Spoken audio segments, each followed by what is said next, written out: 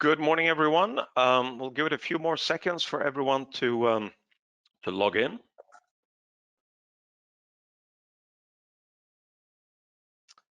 Right, I think we are ready to begin. So good morning, everyone. Thank you all for joining us. My name is Frederick Nyberg. I'm the partner and regional head of Asia Pacific for Alira Health, based here in Singapore. Welcome to our second webinar in the series Expanding Beyond APAC. We're co-hosting this together with APAC Med, and today's webinar topic is US and European regulatory strategies for Asian MedTech startups. A few words about logistics first. So maybe Mary, if you can go to the next slide. All of you will be muted initially. You can still, of course, engage with us by asking questions using the Q&A function in the toolbar to the right of your screen. You can send in your questions at any time during the discussion. We'll collect them as we go, and then we will address them during the Q&A session at the end. Today's session is also being recorded, so you'll get a follow-up email from us within a day or two with a link to view the recording on demand. There's also a section on the right-hand side of your screen called Handouts, where you'll be able to download materials from both Alira Health and from APAC Med. So I will introduce today's speaker very shortly, but let me first hand over to Candy Gan at APAC Med. Candy is Manager Strategic Partnerships at APAC Med, and she'll tell you a little bit more about the organization. Candy. Thanks, Frederick. Okay, so a little bit about APAC Med. We are the regional MedTech trade association for Asia Pacific, and to date, we comprise close to 300 member companies representing manufacturers and suppliers of medical devices, IVDs, digital health providers, and other ecosystem stakeholders like local trade associations, consultancies, and altogether, we bring a unifying voice to the industry here. So besides Singapore, some of the other countries we see a lot of our very, very rapidly growing startup membership are actually in Australia and India. So the inspiration for this webinar series with Alira Health came from wanting to provide our startups located all over APAC to enter the US and European markets. So with this, I'll hand back to Frederick. Thank you. Very good. Thank you so much for that, Candy. A few words about Alira Health. We are a patient-centric technology-enabled advisory firm working with medical technology, biotech, and pharma companies across the globe. We have a range of services under a single umbrella, ranging from regulatory affairs support in both the US and in Europe, as well as advisory services in clinical development, reimbursement, health economics, strategic consulting. We're also an investment bank, so we have transaction advisory services, all of this under a single umbrella. Download the material from the handout if you're interested to find out more. Let me now introduce you to our speaker this morning. Mary McNamara is Senior Vice President, Regulatory Affairs at Alira Health, based in Boston. She has more than 25 years of regulatory experience in the medical device, diagnostics, and biotech industries. She successfully authored no less than 175 10Ks, multiple PMAs and Novo submissions. In addition, she has strong knowledge of global regulatory practices in Europe, Korea, and Australia. Most recently, Mary was responsible for US regulatory strategy at Intrinsic Therapeutics. She was VP of Regulatory and Clinical Affairs at Echo Therapeutics, Director of RA at Z-Medica, and Director of RA and QA at Molecular Biometrics. She has also more than 17 years of prior regulatory consulting experience. So Mary, good evening to you. Please, the stage is yours. Thank you very much, Frederick, and good morning to everybody. I'm very happy to be here to talk about the framework in both the US and the EU. But first, I'd like to launch a poll to see and gauge everybody's experience, at least in the US. So if that could be started, and then Frederick would let me know, what the results are. But I will be generally going through regulatory framework in the US, including classification, submission types, and then some various other tips on how to navigate the FDA maze. Very good. So the results are coming in. We have about 50% saying yes, we've had prior experience with FDA. About 47% or so saying no, but we will have it in the next 1 to 2 years. And we have 7% saying no, we're not planning USA expansion. So that about half have some experience with FDA, about half have not yet interacted with FDA, but is planning to have some interaction in the next 1 to 2 years. Great, great. Thank you. So hopefully for those who do have experience, I can provide you with some more tips and maybe some new, FDA positions on various regulations and guidances and submission types. And for those who don't have that experience, hopefully I can provide you with some solid information on how to navigate the FDA in getting new products to market in the US. So this first slide, the FDA slide, this basically is a background for what does the FDA organization look like. So the FDA is the federal agency that is responsible for regulating all medical products in the United States. Any new medical product must go through the Food and Drug Administration.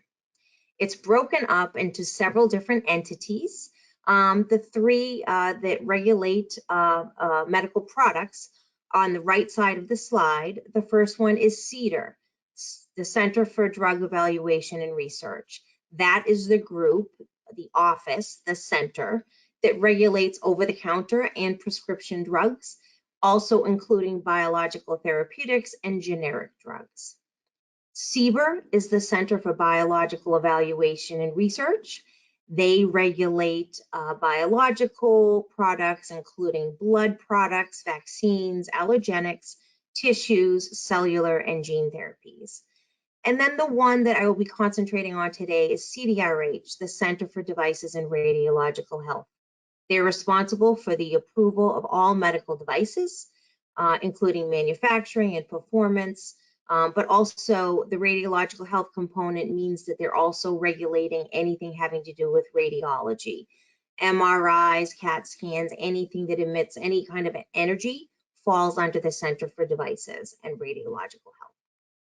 On the left side of the screen, it's a little bit difficult to see. However, the Office of the Commissioner, that is the person that is in charge of all of the FDA organization. This slide is from April last year, and we do have a new commissioner in place. But you'll see that there are several different offices, including the ones that I just talked about, but also including other centers like food safety and nutrition, the Office or Center for Tobacco Products, that's fairly new. The regulation of tobacco just was established about 10 years ago.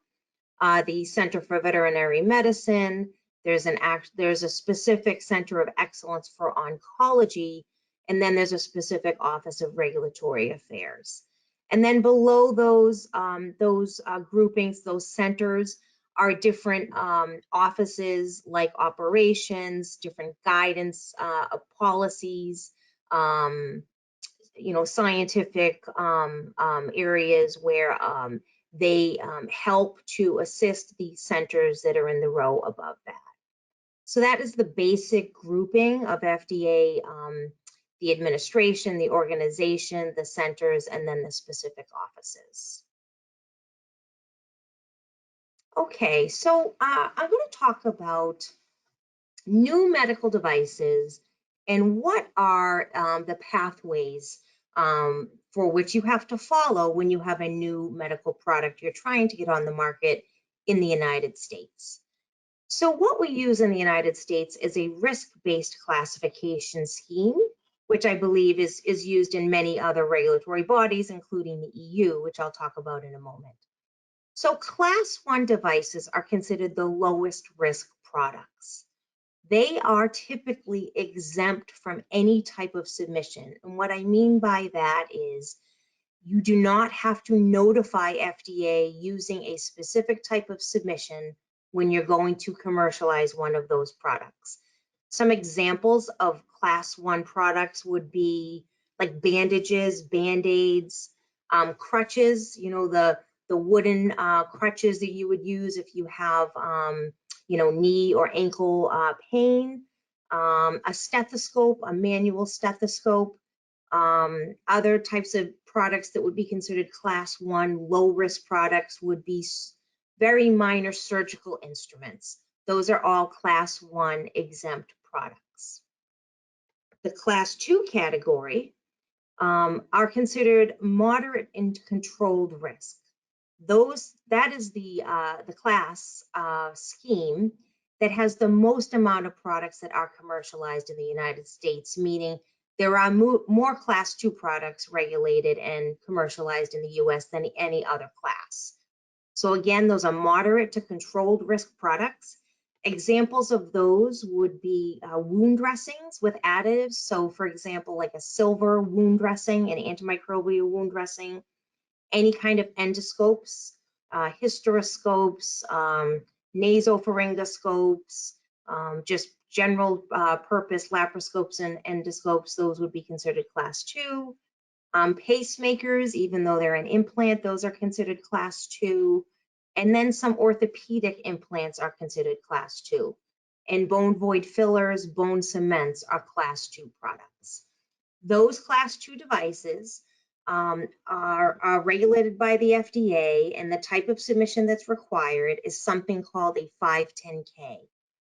Now, the 510K submission process, I'm going to talk a little bit more about it in a minute in detail, is a process by which you compare your new product to something that's already on the market, and you compare your indications for use and your technological characteristics. I'm going to talk about a little bit more about that in a moment. The second type of submission that falls under Class 2 is something called a de novo submission. A de novo submission, again, is for a product that falls under this moderate or controlled risk classification, but there's no predicate on the market that has been commercialized yet. So because there's no predicate, a special submission called a de novo has to be submitted to the FDA. Class 3 devices are the highest risk devices. Those are life supporting, life sustaining, implantable type products. They fall under what's called a PMA, a pre-market approval submission. That is the type of submission that has the highest burden of testing required, information required, because these products are in the highest risk category. And then the other category that you see there on this slide is something called the HDE, the Humanitarian Device Exemption. That is a little bit different than the other types of products. That is for a product that's going to treat patients, less than 8,000 patients per year. So somewhat of a rare disease or situation that the product's going to treat. It falls under this Humanitarian Device Exemption, and those products could be actually Class 2 or Class 3. The HDE submission is a submission that's not quite as burdensome as the pre-market approval, but it does require clinical data. So those are the risk-based classifications and the submission types that are required based on those classifications. So here I have a comparison of all of the different types of submissions that I just mentioned.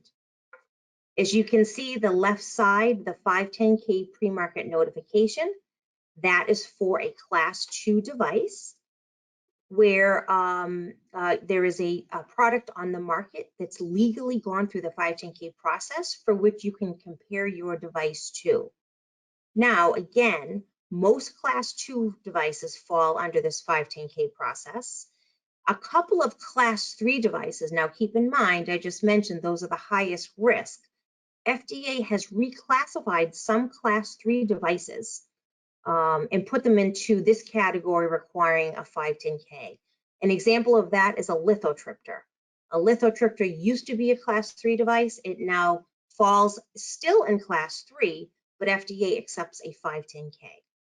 A couple of class 1 devices, again, those are the lowest risk products. A couple of those FDA has determined need a 510K, so those fall under the 510K process. So what are the requirements there? Typically, again, the evidence is just a comparison with the predicate device. Are the indications for the use identical? Are the technological characteristics identical to that predicate device? Does your proposed device have enough similarities and comparisons with that predicate device that you can show substantial equivalence? That is what FDA is judging your 510K on. So that is the 510K process. There's no inspections needed, there's no post-marketing activities needed, and there's rarely any kind of a panel review. This just goes right through the office, the CDRH, the Office of Device Evaluation. The second column in the purple is the de novo 510K that I mentioned a minute ago. That is for novel products that I mentioned are low to moderate risk or controlled risk that don't have a valid predicate device.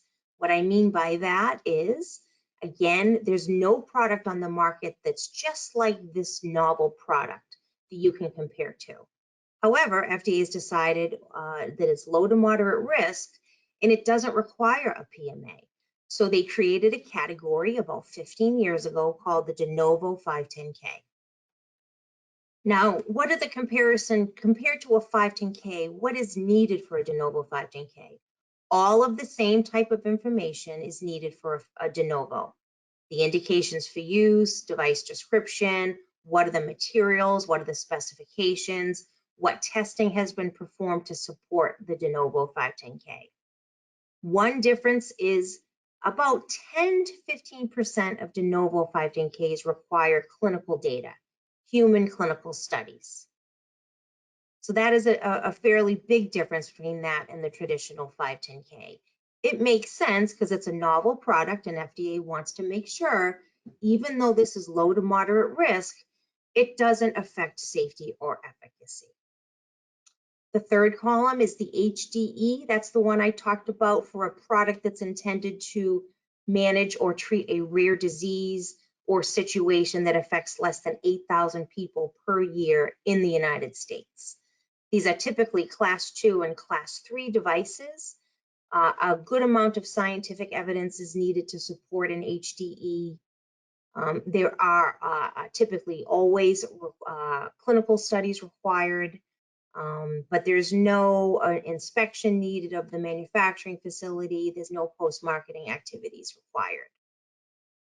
And then that last column is the PMA column, again, for the highest risk product, class 3, life-supporting, life-sustaining.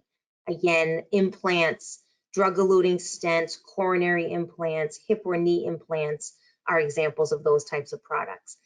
The PMA process is the most burdensome process. It's typically a several-year process with multiple clinical studies needed. So it's you have to provide to FDA the highest burden of proof in a PMA. So those are the comparisons for submissions that are used to get your product onto the market into the United States. Excuse me. This next slide talks about the regulatory pathways that would occur if you're not quite sure what your regulatory pathway, strategy, or classification is. So this first situation, the request for designation, is appropriate if you have a product and you're not sure if it's considered a drug or device, or it's a combination product, meaning there are many now digital therapies, products that are being utilized that have apps on a phone, but are somehow tied or connected to maybe pharmaceuticals, or drug device combinations that just work together, with the patient. So what's needed is if there's no clear classification, what's needed is something called a request for designation. This is a document that provides to FDA a proposed indication for use statement. It also provides to FDA what the primary mechanism of action is.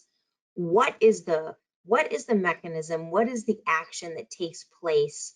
And this helps FDA to determine who is the primary review division, meaning if it's a drug device combination, but the device is the primary mode of action, FDA will come back with a decision that says CDRH, the device group, will be the primary review group for the eventual submission. However, the drug group, CDR, will be involved with the submission. So this request for designation will allow you to obtain feedback from the FDA on what is your classification of your device and who at FDA, which center is going to be reviewing your submission. The submission to the right, the pre-submission, is when you know that your product is a medical device, but you want to obtain feedback from the FDA on what your pathway is and what kind of testing is necessary. I almost always recommend a pre-submission for all of our clients. It's the best way to obtain FDA's agreement on the content of your future 510K de novo or PMA. It's an invaluable mechanism with FDA that, like I said, I highly recommend. So what we put into a pre-submission is indications for use, where we believe this product falls, what's the classification, what's the submission type, what testing have we done to support this device, and then what is our planned testing, what planned testing are we going to provide to the FDA. What we get after that is comments from FDA on our entire pre-submission, and we get an agreement from FDA on certain types of testing, but they may ask for other testing. They may ask for other information. This is, again, a great tool and mechanism to get that feedback from FDA before you submit your 510K or your de novo 510K. It should streamline your process. I highly recommend the pre-submission process. In this slide, I'm not going to go through everything here because we really just went through it a few minutes ago. I just wanted to show in comparison to a new drug application. So if you have a new pharmaceutical, what in the device world is similar to an NDA or a new drug application? And that would be the pre-market approval process. So the pre-market approval process, again, the submission type for class 3, life-supporting, life-sustaining medical devices, has a similar process to the new drug application or an NDA. It's a very expensive, time-consuming process that requires clinical trials.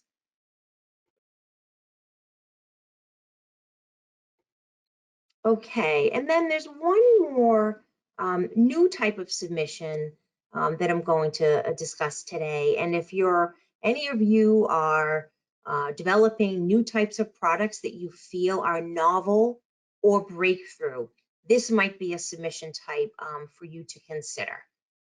So there's something called a breakthrough device designation submission. This is a voluntary program. Nobody has to do this.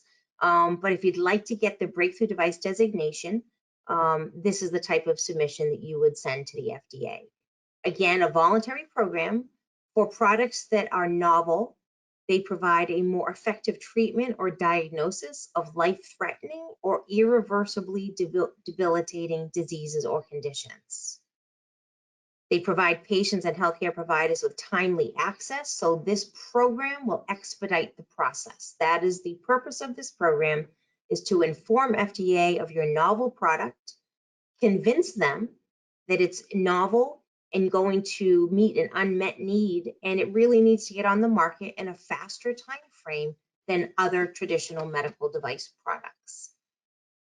The benefits of a breakthrough device designation from the FDA is you can then have an interactive review of subsequent submissions. So once you get a breakthrough device designation, your next step is most likely a pre-submission.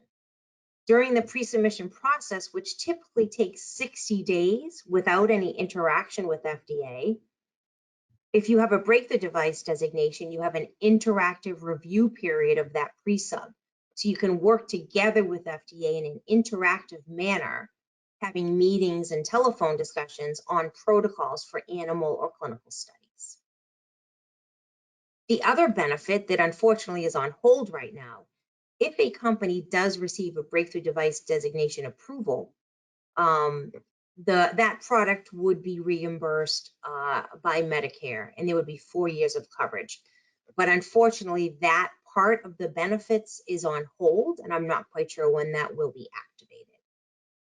So what we do is we submit a small document to the FDA, like I said, describing why we believe this novel technology meets an unmet need. And then we discuss each of the criteria there. It represents breakthrough technology, no approved or cleared alternatives that exist, or if something does exist, why this technology offers significant advantages over that technology. And also the device availability is in the best interest of patients. Once that document is submitted to the FDA, they have 60 days to review it. They can come back with some questions, but typically you don't hear from them until the end of those 60 days. And they either provide you with an approval or they reject that breakthrough device designation application. One thing to keep in mind is if you are lucky enough to get the breakthrough device designation approval from the FDA, it does guarantee an interactive process in the future submissions, as I mentioned a moment ago, but it's not a guarantee of future approval. You still have to go through the exact same processes, testing, and so on with the FDA. So I just want to make that clear that you don't get special treatment in your commercial submissions, but you do get an interactive process with the FDA. So that is the breakthrough device designation. And this would occur before any other submissions, before your pre-sub, before a 510K, before a de novo or a PMA. This would be your first submission of your novel technology. Okay, and then lastly, on the US side, I'm just going to talk about some mistakes that are made in the regulatory strategy journey and make sure that everybody has an understanding of what are the best ways to get through the FDA, what are small things you can do to ensure a more efficient pathway to commercialization in the United States. So some mistakes that are made are not planning or having a regulatory strategy or pathway, meaning you don't understand the classification for the product, but you go to FDA with a 510K and you're not quite sure what that classification is. It's a need, it's a requirement to have your regulatory strategy ironed out before you do that. Not submitting a pre-sub to obtain FDA feedback for novel devices or even devices that have similar ones on the market. Like I said, I almost always recommend a pre-sub. It's the best way to obtain that feedback and that agreement from FDA on your testing plan. Another mistake is many clients will do extensive testing prior to communicating with FDA. Now, doing proof of concept testing and early on testing is absolutely acceptable. But anything after that, I believe, major animal testing or testing you're going to use to support an FDA submission, my recommendation is to put a protocol into a pre-submission before you perform that testing. Because FDA always has something else that they want to see, and the last thing you want to be doing is repeating testing that you've already done just to add one parameter or one thing that FDA has asked for. Not communicating with FDA early in the process, again, is a mistake. We want to go through the pre-sub process to ensure that communication line is open. Not understanding the history of the device or product type in the US.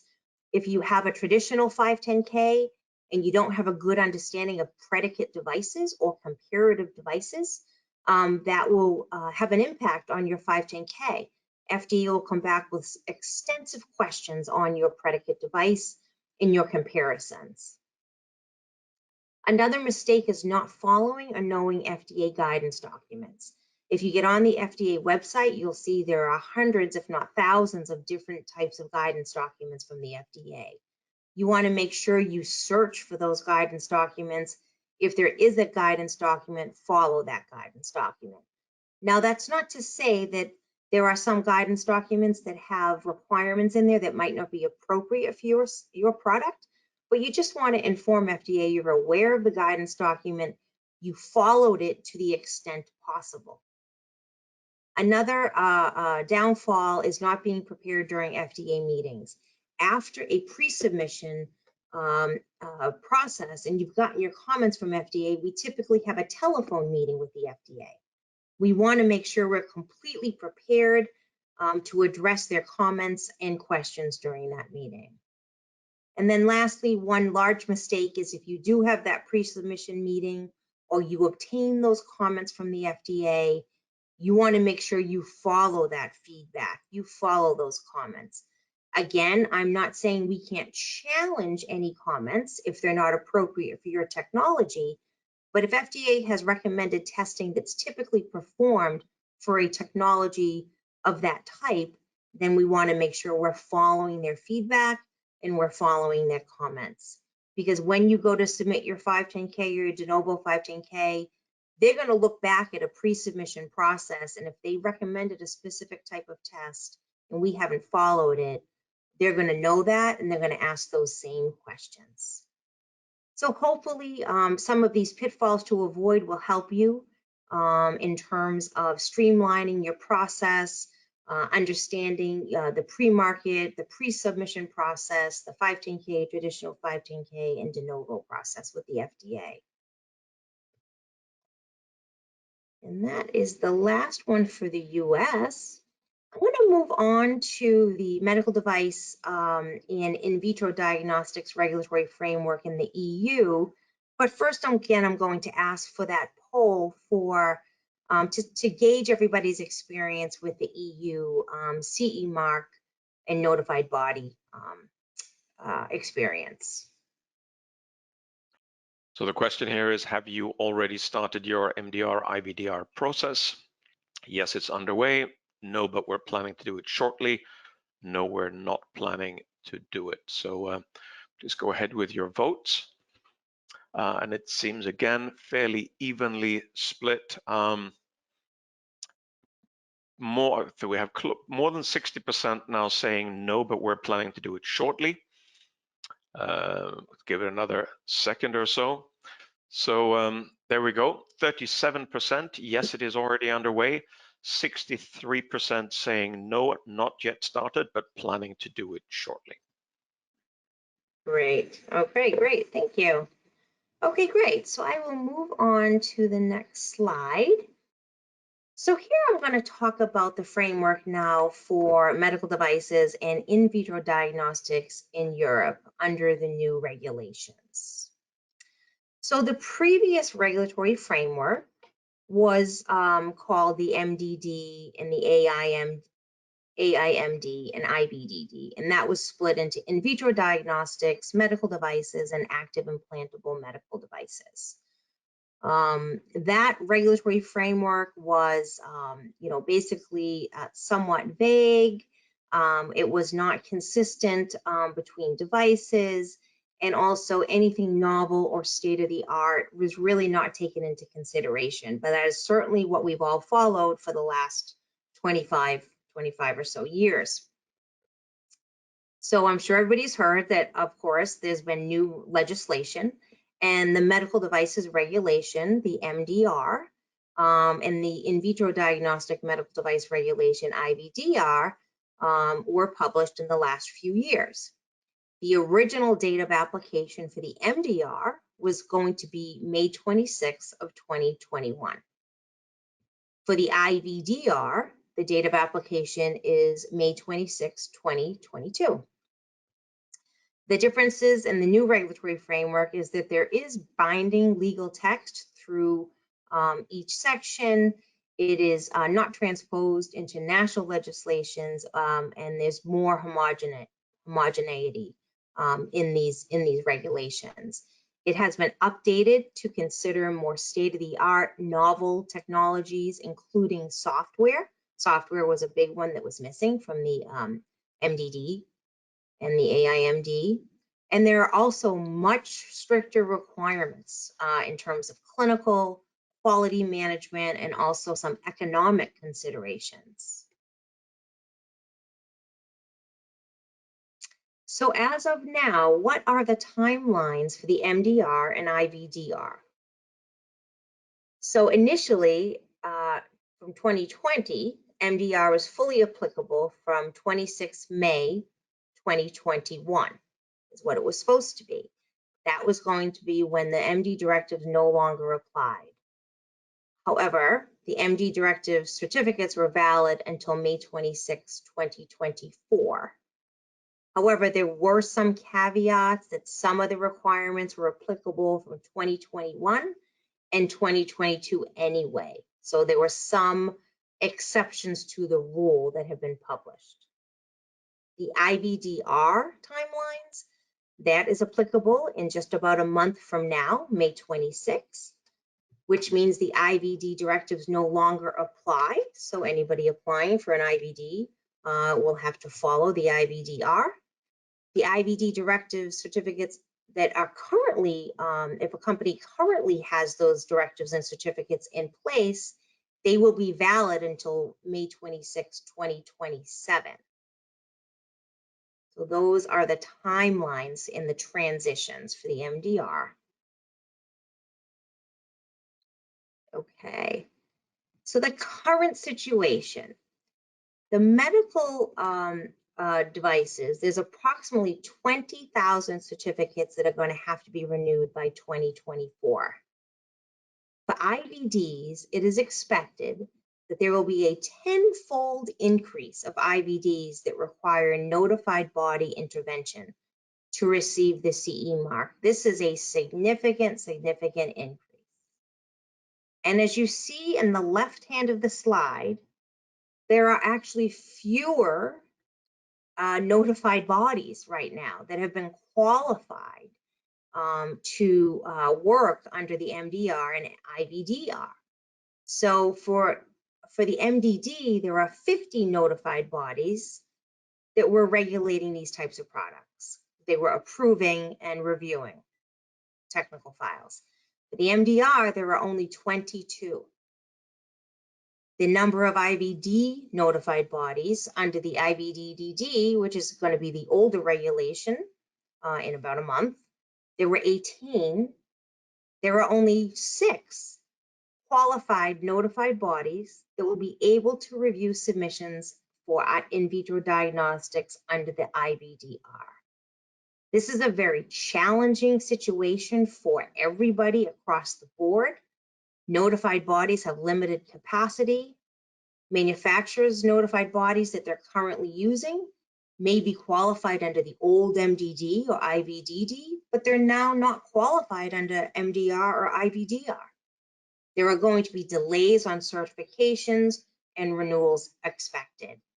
So really, there's going to be quite a bit of chaos in this situation, and I feel we've already been seeing this for the last several months. Our recommendations, of course, are to plan in advance for the requirements for these type of products. To start the process, try to begin to get in touch with notified bodies, find out what your classification is, and just start as early in the process as possible. Okay, and this slide explains some of the new some of the modifications and changes made under these new regulations and new classifications. Under MDD, there were 18 classification rules, and now there are 22. The IVD classification was based on lists, but now, like in the United States, the IVDR is based on the risk-based categories. There are new types of medical devices included based on substances and software meeting, obviously digital, but as well as different substances that are considered medical devices. There are larger amounts of clinical evidence required There are clinical evaluations, performance evaluations, and again, these are much stricter clinical evidence requirements and clinical investigations. In addition, general safety and performance requirements are included, and this is not that dissimilar to the US, meaning the requirements for cybersecurity.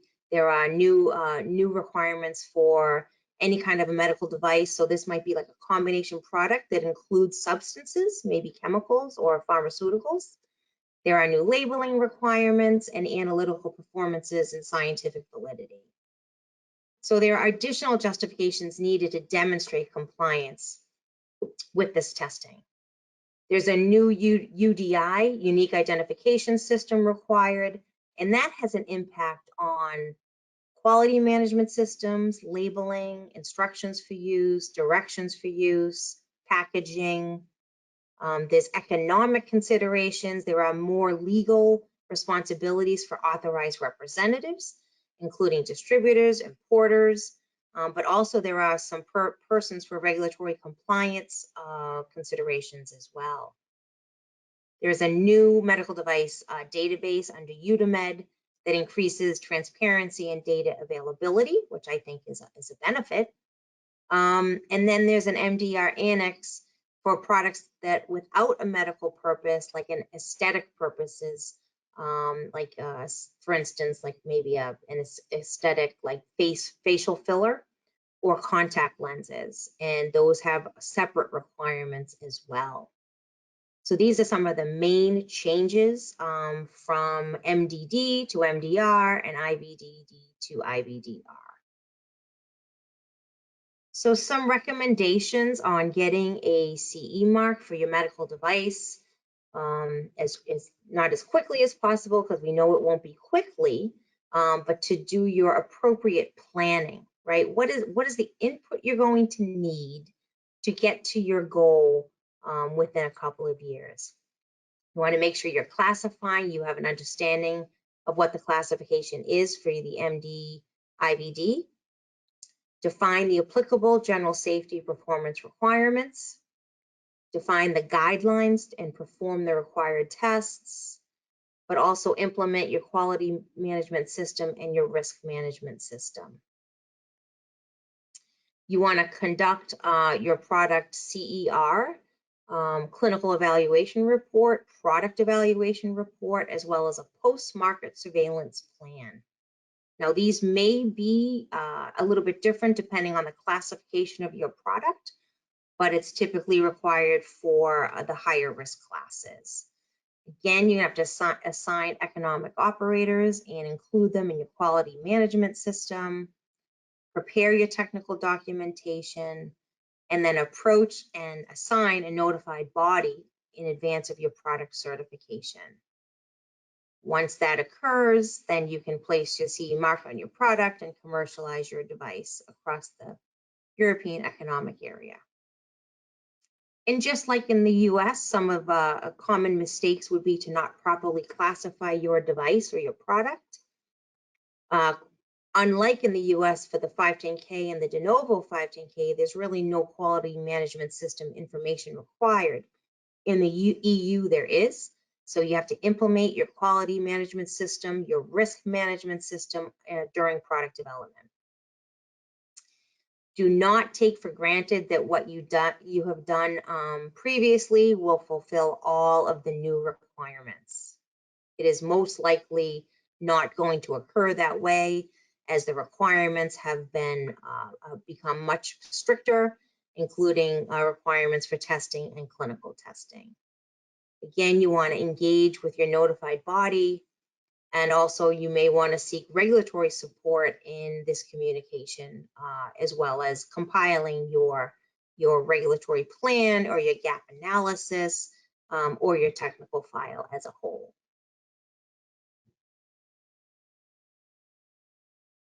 Okay, and then this last slide really is just a comparison of the US and Europe. And I never really thought that I would be saying that it appears that the regulatory pathways and submissions in the United States would be slightly less burdensome than in the EU, but I think that is where we are. At least with the United States and with the FDA, you can obtain early on agreement from FDA during that pre-submission process. You do not have that ability with the EU. So the notified bodies, there are different notified bodies across all of the member states. They may have different opinions. There aren't a lot of them. Many of them have not yet been qualified for the new regulations. And they can be public or private organizations. In the United States, we have the FDA. It's a government organization, and it is accessible to any medical device manufacturer. It's not always in a timely manner, but it is accessible to anybody who is going to try to commercialize a medical device in the US. For Europe, the new regulations are based on risk-based classification, just like in the United States, according to some new classification rules. And then they've added in Europe medical products without a medical purpose, like I said, those aesthetic products, for example. In the United States, it's the same thing, a risk-based classification approach, and they're grouped by medical specialties in the US. So there's dental and surgical and cardiac and neurological in the US. CDRH, the group at FDA that reviews all these submissions, is then broken down to different entities by specialty. Interactions. So for Europe, like I said, there are no interactions allowed with notified bodies. That's a real disadvantage because you are really just working off of the regulations and hoping that you are doing the right thing in the EU when compiling your technical file. The one advantage in the United States is there is the pre-submission process, the request for designation process, and the 513G process, which are all early interaction submissions with the FDA to get their feedback before you submit your 510K de novo or PMA. This is a great advantage in the US.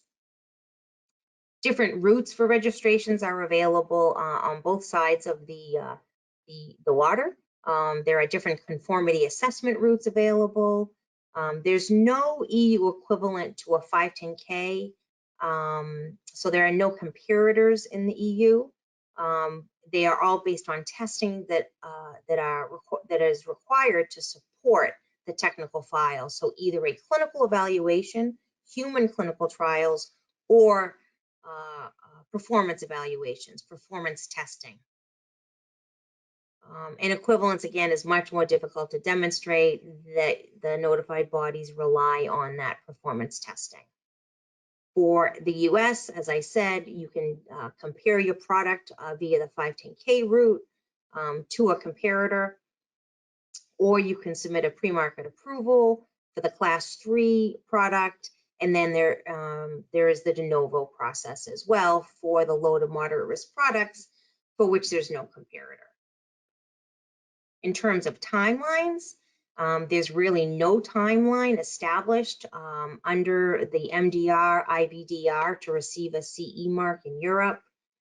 All of the notified bodies, as mentioned previously, they are somewhat inconsistent in their review times, inconsistent in their requirements for their reviews, and there are no expedited pathways. In the United States, we have established timelines. The pre-submission process is 60 days. The traditional 510K process is 90 days. The de novo 510K process is also 90 days. And the PMA process is typically 6 months to 1 year, but there is a defined time frame. This is beneficial because you at least have some goal in mind. You know when the FDA is going to get back to you with either an approval or sets of questions on your submissions. It's a disadvantage in the EU as no timeline has been established. So this is the framework comparison between Europe and the US. I hope this has been helpful for everybody in understanding the submission types and the approaches for the EU and the US. And I think that is it. I believe we're going to have some time for questions. Frederick? Absolutely. Thank you so much, Mary. What we'll do now is go over to Q&A. Quick reminder to those of you who haven't typed in your questions yet, you'll see the questions section on the right hand of your screen. Just type in your question there and we will address them here live. While you're typing in your questions, the slide that you see in front of you are the contact details, of course, for APAC Med, an association that you should be joining. We'll share with you the Alira Health contact details here shortly as well. So you see Candy and Gabriel's contact details here, as well as the Alira Health contacts. So let me go through some of we have a number of questions that have come in already. So here is maybe the first question here from Mary.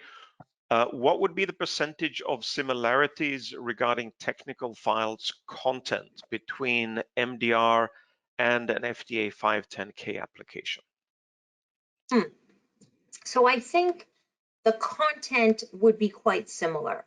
So for the FDA and the EU, you need indications for use, device description, materials, testing to support your product. The major difference between the EU and the FDA is that the EU requires a lot of manufacturing information and quality system information.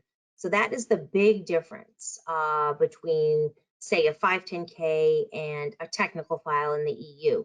Now, also keep in mind, though, if you submit a PMA in the United States, that does require some manufacturing and quality system information. But if you just have a straightforward 510K, no information has to be submitted on your quality system, whereas a similar product in the EU, the quality system information is critical to getting that approval. Got it. Next question here, how to conduct clinical or performance equivalence in CE MDR? Is it necessary to do a clinical trial in Europe if our product is a class 2B? I don't know the answer to that right off the top of my head. It really depends on, I understand the classification, it really depends on the product type. So I would probably have to know a little bit more to address that in a better way. So whoever raised that question, feel free to drop us an email. You have contact details below and Mary's contact details as well. Happy to provide more information on that. You would also, of course, have noted that we do not have representation here from Alira Health's European regulatory team for the simple reason that it's 4 o'clock in the morning there. But Mary will of course address these questions here anyway. So next question here is asking, the speaker mentioned that there were QMS requirements in the EU but not in the US. However, based on my understanding, the US FDA requires CGMP, which is similar to ISO 13485 framework, unless it is otherwise exempted. Is that understanding correct? Yes, so I didn't mean to be misleading. So what I mean when I said there's no quality management system or QA information required, that is only in your submission. So if you're submitting a 510K or a de novo 510K, there's no quality assurance information, no manufacturing information, or compliance with ISO 13485 has to be submitted in that kind of a document. It's different in the EU. The EU has a big basis of those submissions, those technical files rely on the quality management system and compliance to ISO 13485. So that is the difference. But again, I want to point out only for 510Ks and de novo 510Ks, there's no quality system or manufacturing information required. For a PMA, for a class 3 life-supporting, life-sustaining implant in the US, quality system and manufacturing information is required in a PMA, but not in the 510K or de novo 510K. Good, thank you. Next question. Asia Pacific, countries across Asia Pac usually rely on reference agencies, for example, from the EU for device registrations. HSA, for example, here in Singapore does that. What is the impact on our Asia Pacific registrations if our device has not yet transitioned to MDR after the 26th of May, 2024? Can you say that again? Sorry. So the many countries across Asia Pacific, including Singapore, will rely on reference agencies from the EU. So if you have a CE mark, it makes it easier to get regulatory approval in some Asia Pacific countries. What is the impact on our APAC registration if our device has not yet transitioned to MDR after May 2024? Your APAC registration, so not registration within the EU? I'm sorry, I guess So I'm not following. some of the registrations in Asia Pacific require CE mark Oh, I see. as Oh, a I see. it's a reference. Typically, they Yes, look at a reference from maybe from yes. PMDA in Japan, sometimes from Canada, sometimes from the Mhm. US, sometimes from TGA, sometimes from EU. Is that likely to get affected? I think it will depend on where they are in the transition period, because there is a transition period. So if they have a current MDD CE mark or a current IVDD CE mark, those are both going to be part of a transition period until a couple years out. However, anything starting new has to go under MDD, MDR, and IVDR. So I think they will be covered under this transition period until that expiration is over, and then that may affect their APAC registration. Good, thanks for that. And for those of you who are doing it, might be good to check with your local Asia Pacific regulatory authority as well, because the regulations are likely to differ country by country. Next question, although there are no timelines established with MDR, has there been an average median timelines based on the latest submissions based on MDR? I guess we're talking about approval timelines here. Right. So we don't have any experience yet. We've had difficulties even getting a notified body to engage with us for some of our clients. So I don't have any experience yet on timelines, but my understanding is from the employees in the European office that it's going to be a few years before you can even get in line for the notified body for them to review your technical file. Okay, good. Next question I have here is, we currently do not have an UDI system issued by an accredited agency such as GS1. Would this affect our 510K application? No, that will not affect your 510K application. FDA does not look for that. I have not seen FDA look for that in any 510Ks. Okay, clear. Any more questions? Please continue to type them in the question section to your right on the screen. In the meantime, while we wait for the questions, maybe just a question for me, Mary. If I'm a company based in Asia and I'm thinking of doing a pre-submission, do I need to physically be present in the US for a US FDA pre-submission meeting, or how does that logistics work around that? No, you don't have to be in the US. We used to go to FDA and have face-to-face meetings, but now since COVID, we have not. So we usually just, FDA has a phone line that we all call into for these meetings. And even before COVID, we did have many clients that were outside of the United States, and they would phone in anyway. So there's no requirement to be there in person. And like I said, FDA hasn't had any in-person meetings since COVID started anyway. Great, thanks for clarifying that. And of course, you spoke about US FDA breakthrough designation. how would an Asian startup know if it is eligible for breakthrough designation? Mm. So I would recommend, looking at there's a breakthrough device designation guidance document or work with a consultant to help you figure that out. Now, it's really somewhat of an opinion, meaning we would look through the breakthrough device designation criteria. Is it meeting an unmet need? Is it going to address or help with a debilitating disease or treatment? So you look at your technology, you assess it to see if you fit that breakthrough device criteria, and then you submit that document to the FDA. So it's a little bit of an opinion or you're taking a bit of a leap with the FDA, but if you follow that criteria and you feel like your answers are all positive, that you do meet that criteria, I believe it is worth submitting a BDD to the FDA. And for the simple reason that it allows you that interactive process for your submission during your pre-submission. So typically a pre-submission is a 60-day period of time. You don't hear from FDA till after 60 days. If you do get that breakthrough device approval, then you, within a few weeks of submitting your pre-sub, FDA gets in touch with you. You have meetings, interactive discussions, and it's much more collaborative. So it's worth it if you feel like you meet that BDD criteria to submit that document to try to get that BDD approval.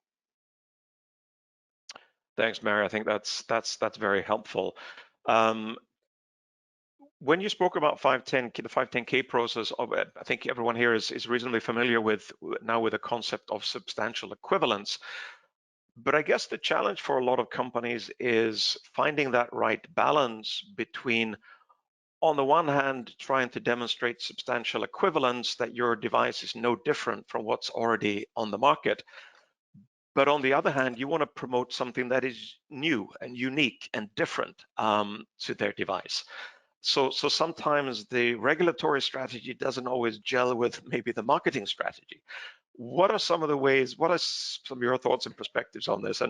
And would you, for example, as I've heard some startups do, is they will go in with almost a defeatured first generation product to ensure they get 510K. And then once they have the 510K, they will build all those unique additional features into the system or into the product, and it's then easier to get approval for some of those. What are your thoughts and perspectives on that, Mary? Yes, that's a very good question. So you're exactly right. You're really walking a fine line in the sense that, clients, companies, medical device manufacturers, they want to get something cleared through the 510K process, which means they're going to be similar to something on the market, but they want to stand out at the same time, right? They don't want to be just like somebody else, but that is exactly what they do, is what you've described, is they use a staged approach. So they go into FDA with kind of a bare minimum product that is very similar to something on the market, and they get that classification and that 510K clearance. And then they build on that with maybe new features, maybe a slight twist in indications for use, and they support that with testing, and they submit a new 510K. So then they get new claims. And so they are a little bit different than the original predicate device, but they're similar enough to get a second 510K clearance. The other thing companies will do is they'll get that 510K clearance, and then they'll perform clinical studies to support their marketing claims. So as long as their marketing claims are within the original indications for use, they can also use that data to help them stand out from their competitors or their comparators. Very interesting. Well, thanks for that. We have a few more questions, and I think we have a little bit more time. So here is one for clinical trials. Do you suggest to perform it in the US only, or multi-center trials both in Asia and the US for application or submission to the US FDA? Mm-hmm. Right. So I will tell you this. Well, I have a lot of Asian clients right now, and we're doing quite a bit of testing and helping them to set up clinical studies and usability studies as well, human factors.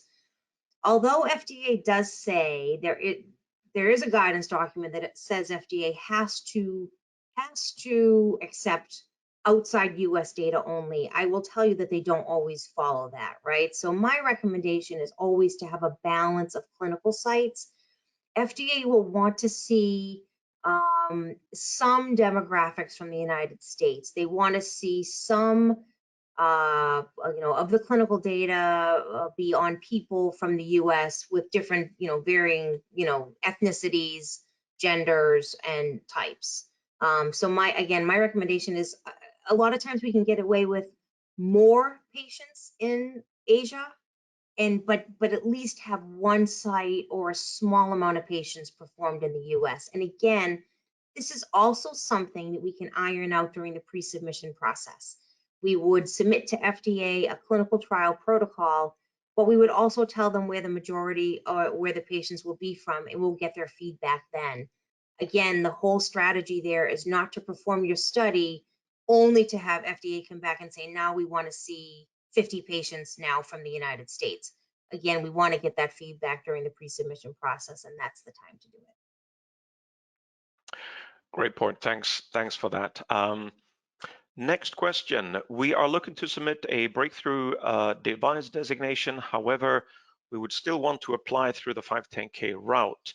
How do we position the device such that it's still a breakthrough technology, but still is substantially equivalent to a predicate device? Funny you should ask that question. I just did one of these today, right? So I'm working on a breakthrough device designation that, yes, it meets all the criteria and appears to be breakthrough. So it compiles a couple of different technologies into one system. So it makes a more, it's a more effective diagnosis for this specific area. So my recommendation would be, again, to have a solid justification for why you meet the breakthrough device criteria. You would then have, some verbiage, some description as to why this is still novel. You would say to FDA, although we believe our technology is novel because of X, Y, and Z, all the reasons why, you can say that you feel it is safe and effective, and it really falls under this classification, which is covered under the 510K process. So you still want to, once you get into your argument about what your regulatory pathway will be, you want to, again, inform FDA, this is why this is breakthrough. However, it doesn't raise new questions of safety or efficacy, and it appropriately falls under this classification. And then you're going to get FDA's feedback on that. During the breakthrough device process, they may not comment on what they think your pathway is, but you still want to make sure that you are differentiating yourself enough that you're not convincing FDA this is just like another product. Again, you want to differentiate yourself using those criteria, but tell FDA that you believe it falls under this classification, which is covered under a 510K. That makes sense. Thanks for that, Mary. I'm looking through our questions. I think that's it. If anyone has any last-minute questions, please type it in. If not, I think we will look to wrap up here. Let me extend my thanks to Mary for staying up late and for sharing all your insights with us and with the audience. Thanks to APAC Med for jointly co-hosting the event. And just a reminder to everyone that we are doing a series of these webinars now. The next one is in all likelihood going to happen on Tuesday, the 24th of May. The topic then will center around clinical development, clinical trial management in the US and in Europe. So we'll have our clinical team joining us for that. Keep an eye on what's happening on social media, both APAC Med and Alira Health social media, to ensure that you sign up for the event next month. So thanks again, everyone, for joining us. You'll receive an email from us in the next couple of days where you can access this recording on demand. Thank you, Mary, again for being part of this. Have a great day, everyone, and enjoy the rest of your week. Thank you. Thank you. Bye-bye. Thanks, everybody.